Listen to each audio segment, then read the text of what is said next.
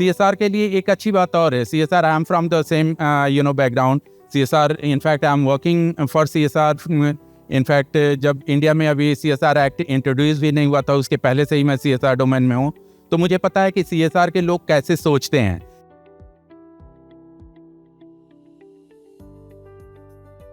जैसा कि आप जानते हैं, doctor Lal PathLabs is one of the leading diagnostic company of the country. तो ऑब्वियसली हमारा फोकस CSR में जो है वो हेल्थ केयर में ही है, और हेल्थ केयर में काम करने की वजह से जो हमारी एक्सपर्टीज़ कंपनी की है वो उसकी वजह से हम लोग ये आइडेंटिफाई कर पाए कि whatever capacity we have, whatever limited resources we have, हमें एड्रेस करना चाहिए, फोकस करना चाहिए। जब हेल्थ केयर सेक्टर की बात आती है तो यूजुअली हमारे दिमाग में जो पर्सपेक्टिव एक आता है, एक थॉट प्रोसेस पहला आता है, वो हेल्थ केयर सर्विसेज के ही आते हैं। मतलब हॉस्पिटल्स होंगे, डॉक्टर्स होंगे, और बड़ी बड़ी जो गवर्नमेंट के सिस्टम है उनके अलावा प्राइवेट सेक्टर में अगर हम देखें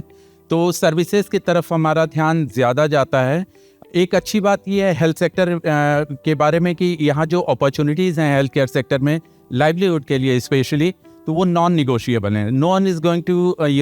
negotiate with the requirement of any kind of health either treatment और टेस्टिंग, डायग्नोस्टिक, जो कुछ भी है वो इनफैक्ट उस पर कोई कंप्रोमाइज़ नहीं करता है, नॉन निगोशिएबल है, राइट। और इसमें जो लोग काम करते हैं उनके लिए दूसरा प्लस पॉइंट ये है कि this is resilient to the recession in fact. और इसका सबसे बेस्ट एग्जांपल हमारे लिए कोविड का टाइम रहा है, पैंडेमिक के time, when you felt like everyone is locked in side their home. उस समय भी हेल्थ केयर के लोग ही थे जो इंडस्ट्री के लोग थे। सारे लोग starting from government to private, everyone was out in the field without thinking even about their life and about their families, risking their life, और वहाँ पे वो हमेशा काम कर रहे थे। दूसरा एक और इम्पॉर्टेंट पॉइंट मैं हाईलाइट करना चाहूँगा कि अगर आप ओवरऑल देखें कि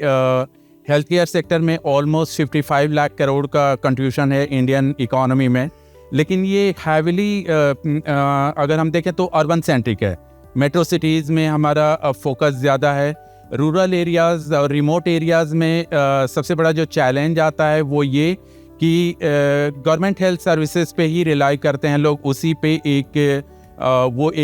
अवेलेबल जो भी सर्विस है प्राइवेट सेक्टर के अच्छे हेल्थ केयर सर्विसेज जो हैं वो या तो मेट्रो सिटीज़ में है या सेकेंड ईयर सिटीज़ में है। थर्ड ईयर जाते जाते वो उनकी क्वालिटी काफ़ी डिटोरिएट हो जाती है, और जहाँ लाइफ थ्रेटनिंग या उस तरह की कोई सीरियस केसेस होते हैं तो वहाँ तक तो फिर कोई रुकता ही नहीं है, फिर आगे उसे जाना ही जाना होता है। एनीवेज, इसका दूसरा पार्ट ये है कि प्रिवेंटिव हेल्थ केयर आज के टाइम में, जबकि इंटरनेट का काफ़ी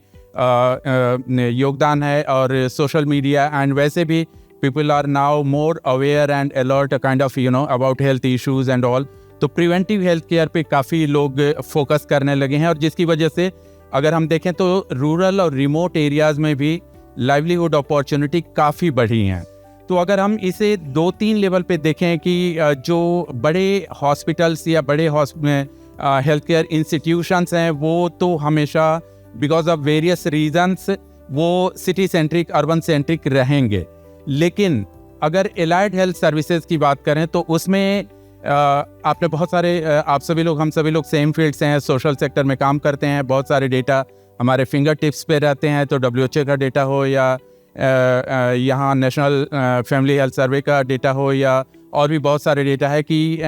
एलाइड हेल्थ सर्विसेज में ह्यूज गैप है डिमांड एंड सप्लाई में स्किल्ड मैन पावर का, और उसमें भी रूरल एंड रिमोट एरियाज़ में जॉब अपॉर्चुनिटीज नहीं है, तो ऑब्वियसली वहाँ पे तो और कमी है इन सब चीज़ों का। तो ये दो एक एरियाज़ जहाँ पे कि हम देख सकते हैं कि job opportunities specially rural and remote areas में है, वहाँ प्रिवेंटिव हेल्थ केयर और डायग्नोस्टिक हेल्थ केयर, इसमें अगर हम फोकस करते हैं यहाँ जहाँ की हमें MBBS डॉक्टर की ज़रूरत नहीं है, स्पेशलाइज्ड MD या MS डॉक्टर्स की ज़रूरत नहीं है, एलाइड हेल्थ सर्विसेज में आपके DMLT हो गए, फ्लेबोटोमिस्ट हो गए, MLT हो गए, एक्सरे टेक्नीशियंस हो गए, फिजियोथेरेपिस्ट हो गए, या फिर और बहुत सारे ऐसे लोग हैं जो कि मतलब रूरल और रिमोट एरियाज़ में they not only ma'am rightly mention that कि केवल हम जब जॉब अपॉर्चुनिटी और सस्टेनेबल जॉब अपॉर्चुनिटी की बात करते हैं तो हम केवल जॉब पे नहीं डिपेंडेंसी हमारी होनी चाहिए, एंटरप्रेन्योरशिप भी होना चाहिए, पार्ट होना चाहिए। और अगर एलाइड हेल्थ सर्विसेज की बात करें तो बहुत सारी ऐसी अपॉर्चुनिटीज़ हैं जहाँ पे वो खुद का भी बिजनेस कर सकते हैं रूरल और रिमोट एरियाज़ में, specially preventive and diagnostic health care sector में। तो ये 2 एरियाज़ ऐसे हैं कि जहाँ पे कि काफ़ी फोकस हो सकता है और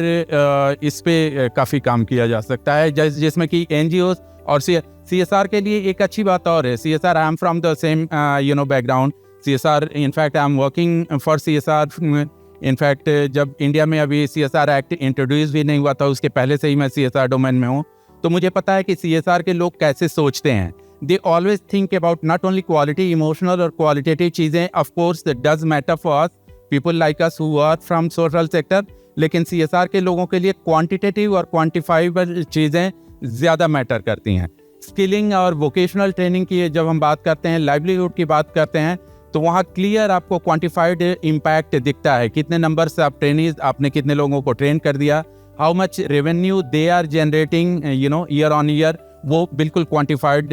आउटकम है। आप अपने बोर्ड को दे सकते हैं, आप उनको कंपनी के CSR कमेटी को दे सकते हैं। At the same time you can create huge impact at the ground level.